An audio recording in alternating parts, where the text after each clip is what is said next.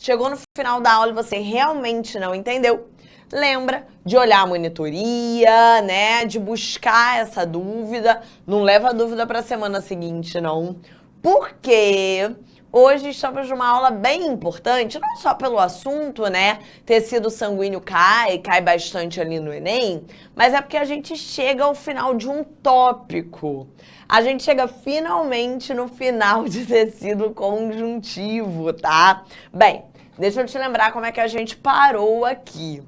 A gente está, nas últimas semanas, dentro do bloco de histologia. Histologia é a parte da biologia que estuda os tecidos, no nosso caso, do corpo humano. E, basicamente, no nosso corpo, a gente tem 4 principais tipos de tecido: epitelial, conjuntivo, muscular e nervoso. Beleza? E aí, eu até brinquei com vocês lá na nossa primeira aula. Com certeza, quando você olha essa lista, epitelial, conjuntivo, muscular e nervoso, você sente de cara falta de vários tecidos. Provavelmente, esses tecidos que você está sentindo falta são tecidos conjuntivos. Dentro de tecido conjuntivo, a gente tem 5 tecidos diferentes.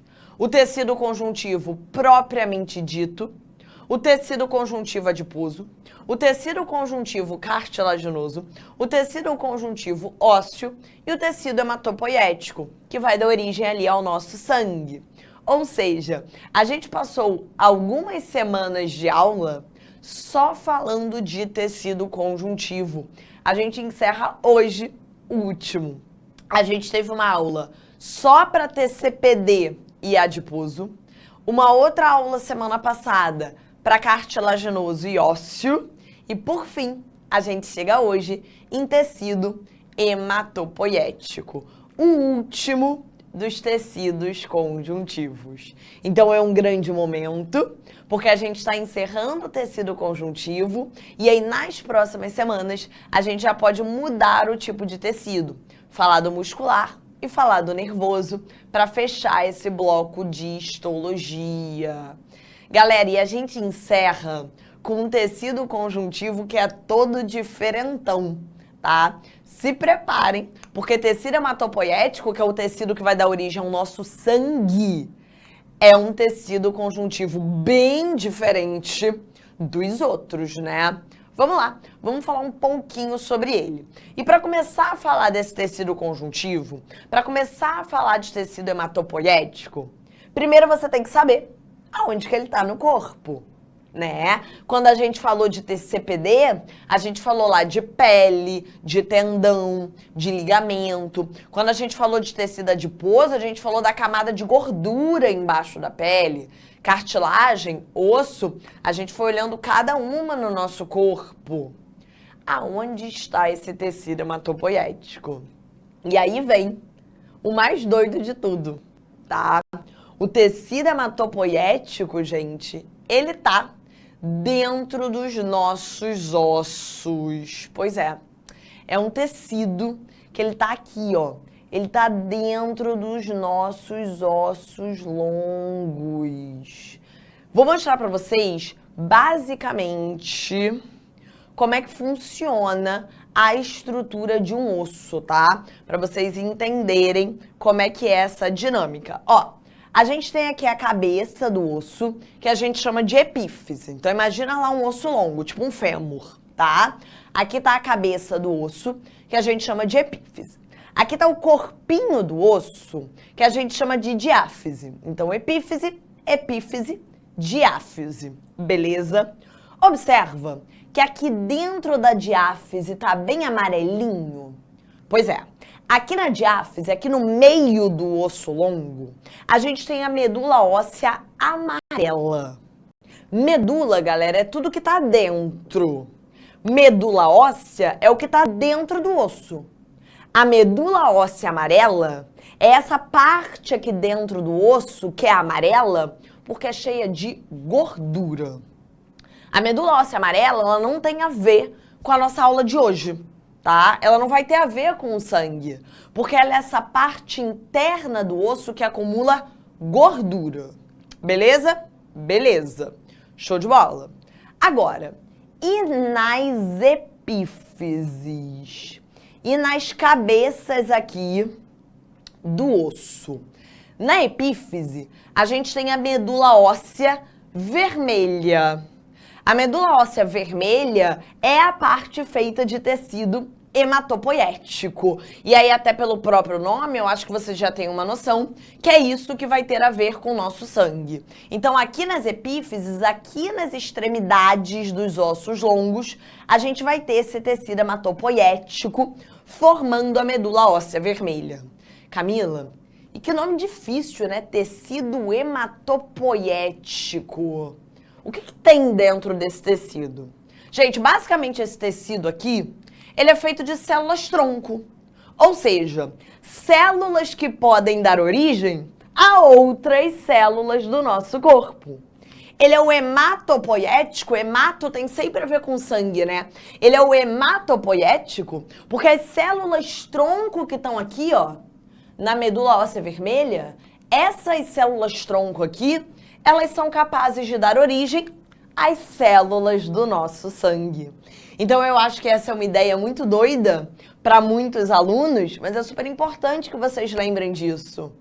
O nosso sangue, ele vai ser produzido pelos nossos ossos. Pois é aqui dentro da medula óssea vermelha que a gente vai ter essas células-tronco, né, que a gente chama de células mieloides e linfóides, que vão dar origem, que vão se transformar, que vão se diferenciar em todas as células do sangue que a gente vai aprender hoje. Beleza? Agora que você entendeu essa ideia de que é o osso que vai produzir o sangue, de que aqui na medula óssea vermelha vão existir essas células-tronco que vão se diferenciar nas células do nosso sangue, tá na hora de saber do que é feito esse tecido sanguíneo, do que é feito o nosso sangue, quais são as células que estão ali. Vamos, de fato, agora começar a nossa aula de hoje. O sangue, gente, ele é um tecido muito diferentão, né?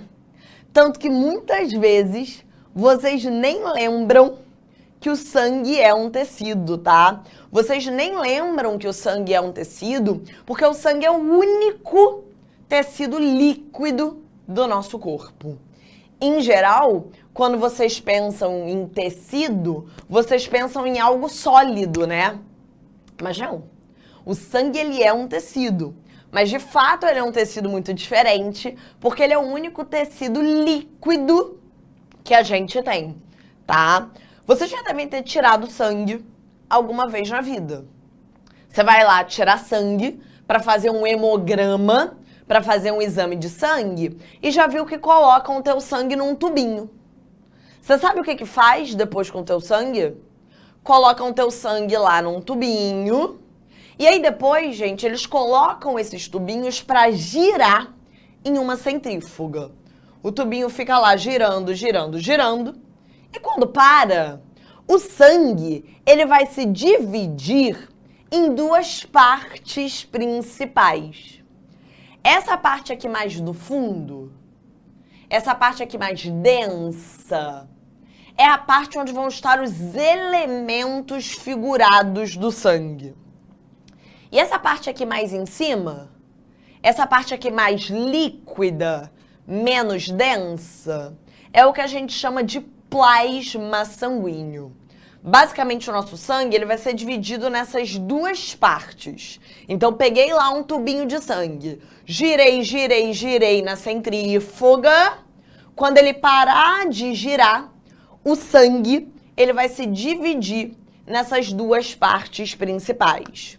A parte aqui mais densa, que são os elementos figurados, e essa parte menos densa, mais líquida, que é o plasma sanguíneo. Vamos ver agora o que tem em cada uma dessas partes? O que tem no plasma? O que tem aqui nesses elementos figurados? Bem, normalmente, quando a gente fala em plasma sanguíneo, nessa parte de cima aqui do sangue, em geral, as pessoas falam que o plasma ele é feito de água e de sais. De fato, gente, 90% do plasma é feito de água. tá? Tanto que essa parte é uma parte menos densa, né? Uma parte mais líquida do nosso sangue. Mas não tem só água e sal ali não, tá? Dentro do plasma, dentro dessa parte mais líquida do sangue, isso aqui é uma bolsa de plasma, tem coisa à beça, tá? Falar que aqui no plasma tem só água e sal, gente, é um crime. Quando a gente fala isso, parece que o plasma sanguíneo ele não serve pra nada. E aqui no plasma sanguíneo vai ter muita coisa importante pro nosso sangue funcionar. Além da água, porque de fato 90% do plasma é feito de água. E dos sais? É aqui no plasma, por exemplo, que a gente encontra a glicose do sangue, o açúcar do sangue. Se, por exemplo, eu quero saber quanto de glicose o seu sangue tem, se eu quero saber a sua glicemia, se eu quero saber as taxas de glicose do seu sangue, eu posso olhar aqui o teu plasma sanguíneo. A glicose que circula no nosso sangue vai estar aqui. Aqui no plasma, a gente também tem alguns gases circulando. Aqui no plasma, a gente vai encontrar um pouco de oxigênio, de gás carbônico, tá? É aqui no plasma que circulam os nossos anticorpos. A gente vai falar de anticorpo hoje. Os anticorpos, para quem não lembra, são proteínas de defesa do nosso corpo. Se eu quero saber se você tem algum anticorpo, eu tenho que olhar aqui, o teu plasma sanguíneo. É aqui que estão os seus anticorpos. Então, por exemplo, se eu quero saber se você teve uma determinada doença, se eu quero saber se você tem algum anticorpo específico, eu tenho que olhar esse plasma aqui, tá? É aqui que estão os seus hormônios. Os hormônios que circulam no nosso sangue, eles estão circulando aqui no plasma sanguíneo.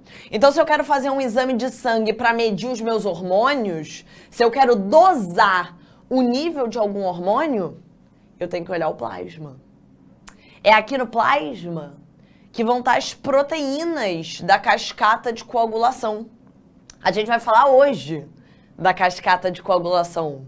Mas as proteínas que eu vou te contar, protrombina, trombina, fibrinogênio, fibrina, as proteínas que fazem o teu sangue coagular, né? Estão aqui também. Então, se eu quero saber se uma pessoa tem problema de coagulação, se eu quero saber se tem alguma coisa errada na coagulação da pessoa, eu posso dar uma olhadinha aqui no plasma também. É aqui que estão a LDL, a HDL, aquelas proteínas que transportam o colesterol no nosso corpo. Elas estão aqui. Então, quando você faz um exame de sangue para ver os seus níveis ali de colesterol, de LDL, de HDL, a gente vai olhar o plasma sanguíneo. É aqui no plasma que também tem uma proteína super importante, que é a albumina, que é a proteína que atrai a água para o sangue.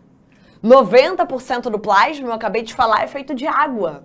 Quem atrai essa água para o sangue é a albumina, tá? Então, observa, gente, a quantidade de coisas que tem aqui no plasma sanguíneo.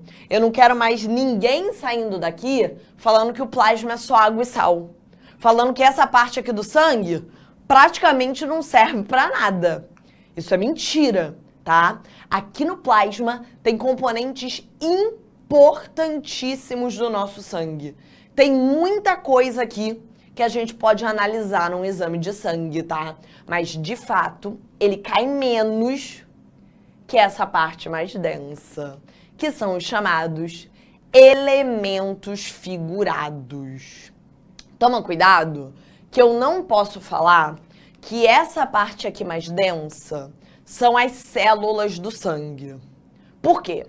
Aqui nessa parte mais densa, eu tenho três coisas: as hemácias, os leucócitos e as plaquetas. E a gente vai ver daqui a pouco que plaquetas não são células. Como as plaquetas não são células e elas estão aqui, nessa parte mais densa do sangue, eu chamo essa parte de elementos figurados. Eu não vou chamar de células do sangue, porque aqui, além das hemácias e dos leucócitos, ó, eu também tenho as plaquetas. E aí toma cuidado que plaqueta não é célula.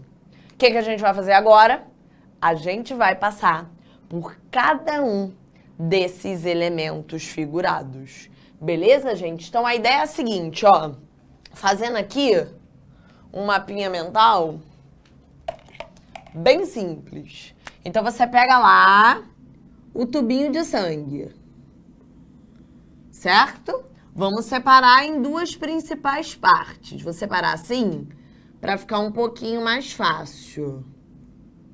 Aqui, essa parte de cima, menos densa, é o plasma. O plasma é só água e sal? Não. A partir de hoje, você tem que sair daqui sabendo que não é só água e sal. Tem muito mais coisa ali no plasma, tá?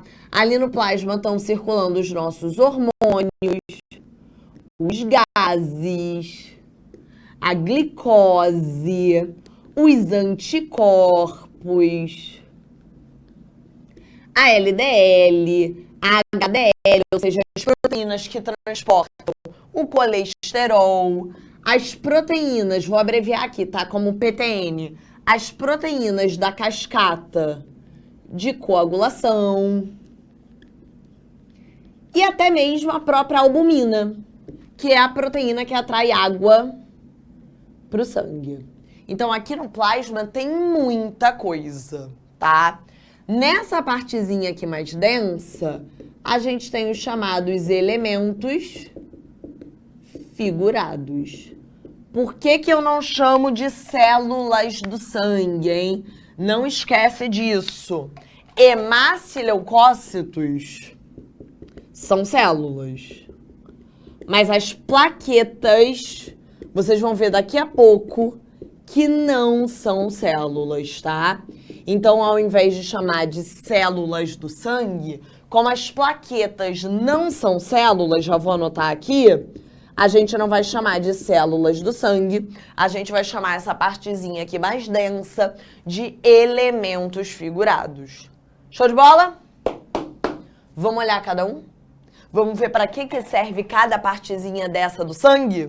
Vem aqui comigo. Bem, gente, eu vou começar pelo elemento figurado que eu acho mais clássico, as hemácias. As hemácias são as células vermelhas do nosso sangue. Por isso, elas também podem ser chamadas de glóbulos vermelhos ou eritrócitos. Esse prefixo eritro significa vermelho. Eritrócito é a célula vermelha do sangue. Você pode chamar de hemácia, de eritrócito ou de glóbulo vermelho. Tanto faz, tá? E para quem não lembra, as hemácias são vermelhas porque dentro das hemácias existe um pigmento vermelho, que é a hemoglobina. A hemoglobina, para quem não lembra da nossa aula 1, ela é um pigmento que aqui no meio, ó, tem ferro. O ferro da hemoglobina, galera, serve para transportar o oxigênio. Aqui nesse ferro, ó, da hemoglobina, o oxigênio ele é capaz de se ligar. E é por isso que as hemácias, os glóbulos vermelhos, transportam o oxigênio de um lado para o outro do nosso corpo. Então, a hemácia ela é uma célula, anota aqui comigo para você não esquecer, ela é uma célula responsável pelo transporte de oxigênio. São chamados glóbulos vermelhos ou eritrócitos. São vermelhas justamente porque dentro delas tem a hemoglobina, que é um pigmento cheio de ferro. E esse ferro vai ajudar as hemácias a transportar o oxigênio. Então, esse é o papel das hemácias do nosso sangue, tá? Não tira print ainda não, vem comigo, que depois a gente printa quando estiver tudo pronto. Show de bola? E o mais interessante, gente, é que as nossas hemácias são células altamente especializadas nesse transporte de oxigênio, tá? Elas são todas preparadas para isso. Existem 3 características que são muito especiais nas nossas hemácias, né? E quando eu digo nossas, as hemácias dos mamíferos. Primeiro, As nossas hemácias, elas são bicôncavas. Segundo, as nossas hemácias, elas não têm núcleo. Elas são anucleadas. Terceiro, as nossas hemácias não têm mitocôndria. Eu quero que vocês pensem. Eu não quero que vocês decorem. Pensa comigo. A hemácia é uma célula responsável por transportar oxigênio. O que não ter mitocôndria impacta nisso? Por que para a hemácia é melhor não ter mitocôndria? Se você voltar na aula de mitocôndria, você vai ver que a mitocôndria, ela usa o oxigênio para produzir ATP. Se a hemácia tivesse mitocôndria, ela ia consumir o oxigênio que ela está transportando. É como se eu falasse o seguinte, ó, tá aqui minha garrafa d'água. Eu te desse essa garrafa d'água e eu falasse para você, leva essa água ali pro diretor. Eu quero que você pegue essa água e que você leve ali para ele, beleza? Só que aí no meio do caminho, eu bebo a água. O que adiantou? Percebe a ideia? Se a hemácia tivesse mitocôndria, no meio do caminho, a mitocôndria ela ia usar esse oxigênio para gerar energia. Então a hemácia ela não ia transportar o oxigênio, porque ela ia acabar consumindo esse oxigênio no meio do caminho. Então, como elas não têm mitocôndria, elas não consomem o oxigênio que elas transportam. Segundo, qual a vantagem de não ter núcleo? Conseguem perceber? Vocês concordam que o núcleo é um espaço, ocupa um espaço grande da célula? Se a hemácia não tem núcleo, ela tem mais espaço para ter hemoglobina. Quanto mais hemoglobina, mais oxigênio ela transporta. E por fim, o mais difícil. Qual a vantagem da hemácia ser bicôncava? Esse formatinho aqui, ó, tá vendo? Por que a hemácia ela não é redonda? Por que ela não é uma esfera? Por que ela é assim, bicôncava? Esse formato aqui, gente, diminui o volume da célula, certo? Quando a gente diminui o volume, a gente aumenta a superfície de absorção. Esse formato bicôncavo aumenta a superfície para absorver o oxigênio. Ou seja, ela vai conseguir pegar mais oxigênio para levar para onde ela tem que levar. Então, se você parar para pensar, a hemácia, ela é toda especializada no que ela faz. Eu acho uma das células mais incríveis do corpo, tá, gente? E aí tá tudo bonitinho aqui para vocês, mas só para vocês lembrarem, tá? As hemácias, elas não têm núcleo. Isso dá mais espaço para a hemoglobina. Como elas não têm núcleo, elas vão usar esse espaço do núcleo para ter mais hemoglobina. Elas não têm mitocôndria. Então elas não vão consumir o oxigênio que elas estão levando e elas têm esse formato bicôncavo, que é um formato que aumenta a superfície de absorção para o oxigênio. Agora, é claro, gente, que tudo tem um porém. Como as hemácias não têm núcleo, elas não têm metabolismo, né? Então, são células que vivem pouco. Uma hemácia vive ali no máximo 120 dias. Depois de 120 dias, a medula óssea vermelha tem que produzir novas hemácias para substituir as que morreram, tá? Como a hemácia não tem mitocôndria, enquanto ela estiver viva, ela vai ter que gerar energia pela fermentação. Sem oxigênio. Show de bola, gente?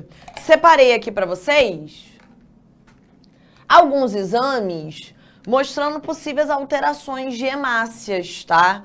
No nosso sangue. Nesse exame aqui, ó, você pode ver que essa pessoa, ela tá com muito mais hemácia do que é esperado no sangue, tá? É um quadro que a gente chama de eritrocitose. É muito comum, gente, a gente vai ver mais pra frente na aula de sistema endócrino, em quem vai para lugar de alta altitude, tá? Quando você vai para um lugar de alta altitude, a pressão de oxigênio ali é menor. O ar é mais rarefeito, né? E aí, para compensar, o corpo tende a aumentar a quantidade de hemácias do sangue. Você pode ser o contrário também, tá? Você pode pegar um exame de sangue, olha só, a pessoa tá com muito menos hemácia do que era esperado. Tá com eritropenia. Isso daqui pode estar acontecendo por falta de ferro. Se não tiver ferro, não tem como formar hemoglobina. Se não tem hemoglobina, não tem hemácia para o sangue. É o que a gente viu no capítulo 1, que é a anemia ferropriva. A pessoa pode estar anêmica, pode estar com pouca hemácia no sangue, porque está faltando, por exemplo, ferro para produzir essas hemácias. Beleza, gente? Vamos para o nosso próximo elemento? As plaquetas. As plaquetas, elas também podem ser chamadas de trombócitos, tá? Mas toma cuidado com esse nome para você não se enganar. Plaqueta não é célula, tá, gente? A plaqueta, na verdade, ela é um pedacinho de uma célula. O que a medula óssea vermelha produz é uma célula chamada de megacariócito. Essa célula gigante aqui, esse megacariócito é o que é produzido lá na medula óssea vermelha. Esse megacariócito, ele se fragmenta, tá vendo? Ele vai se desmembrando em vários pedacinhos. Esses pedacinhos, esses fragmentos são as plaquetas. Não sei se vocês lembram para que serve uma plaqueta, tá? As plaquetas, elas são responsáveis pela coagulação do nosso sangue. É elas que fazem a gente parar de sangrar depois de uma lesão, tá? É elas que evitam você de ter uma hemorragia, tá? São elas que participam da coagulação do nosso sangue. Mas não se enganem, tá, gente? Para coagular, a gente precisa mais do que plaqueta. Eu coloquei aqui para vocês um esqueminha, mas fica tranquilo, porque, ó, no próximo slide, eu coloquei um textão para te explicar tudo que eu vou falar agora, para depois você poder anotar com calma, beleza? Não fica desesperado de anotar agora. Imagina que você se machucou, começou a sangrar, tá? Tá sangrando. A primeira coisa que de fato vai acontecer são as plaquetas que estão ali. Tá vendo aqui as plaquetinhas? Ali representam como essas bolinhas cinzas, ó. Você tá perdendo hemácia. Você tá perdendo sangue. As plaquetas que estão ali, elas vão começar a se juntar, a se agregar, a formar um montinho de plaqueta ali no buraco da ferida. Então tá vendo? Tem várias plaquetinhas, vários pontinhos cinzas se juntando ali no buraco da ferida. Beleza? Mas se essa for uma ferida grande, isso aqui não vai dar conta. Olha o tamaninho das plaquetas. Esses pedacinhos não vão dar conta de fechar esse buraco. Então vai começar a chamada cascata de coagulação. Essas plaquetas que estão ali, junto com o próprio tecido que está machucado, vão começar a liberar uma substância chamada de tromboplastina. Não se assustem com o nome, tá? Depois a gente decora. Então, tromboplastina ou fator tecidual. Essa tromboplastina, ela vai pegar uma proteína que já existe ali no sangue. Já está ali no plasma sanguíneo, que é a protrombina. A protrombina, ela é produzida pelo fígado, tá? O fígado libera essa protrombina no sangue a partir da vitamina K. Por isso que a gente fala lá na aula de vitamina que a vitamina K é importante para a coagulação. Porque o fígado precisa de vitamina K para produzir e liberar no sangue essa protrombina. A tromboplastina vai pegar essa protrombina e na presença de cálcio, essa protrombina vai ser ativada em trombina. a trombina, que agora tá ativa, vai pegar uma outra proteína que o fígado liberou no sangue, que é o fibrinogênio, e junto ali na presença de cálcio, vai transformar o fibrinogênio em fibrina. A fibrina, gente, olha aqui pro desenho, ela vai formando uma rede, tá vendo? Uma rede, olha aqui a imagem real, uma rede de proteínas que vai segurando ali o sangue, vai fazendo você parar de sangrar, vai estancando ali aquele sangramento.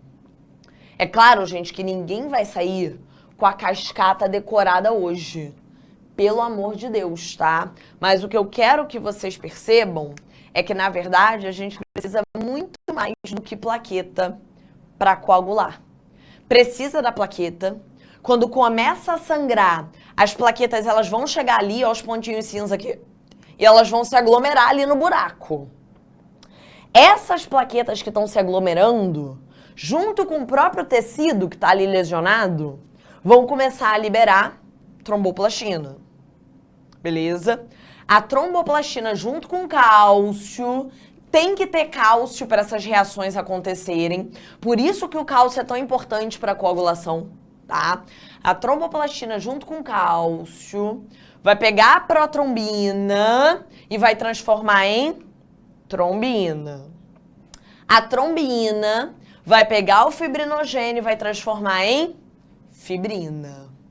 Para tudo isso acontecer, para a protrombina virar trombina e para o fibrinogênio virar fibrina, para todas essas reações acontecerem, precisa de cálcio, tá? A fibrina é quem vai formar essa rede de proteína que vai segurar, de fato, o sangramento.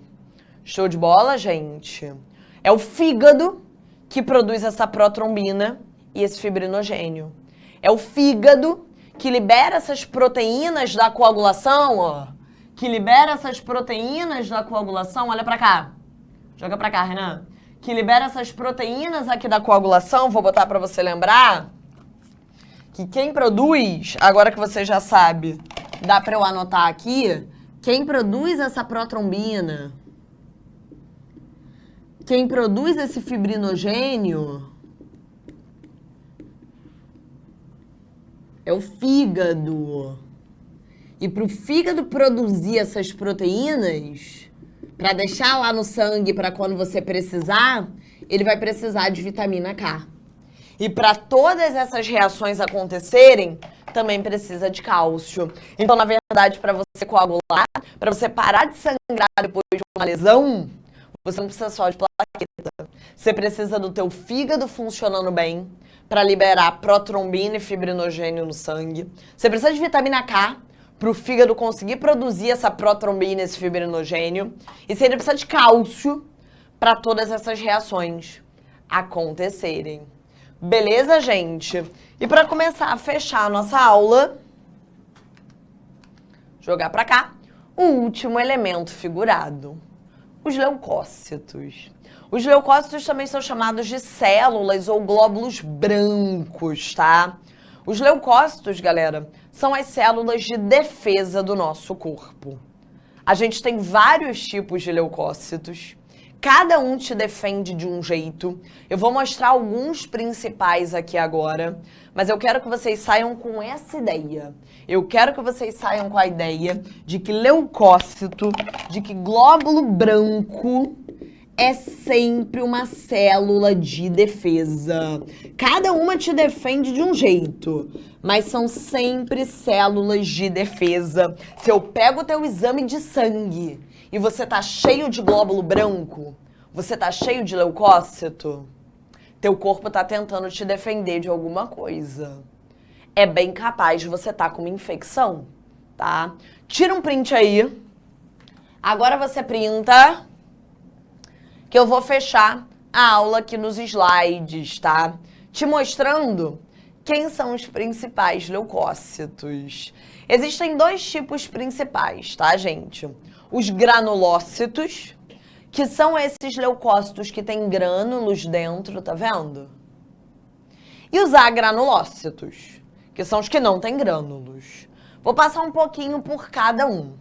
Começando por essa dupla.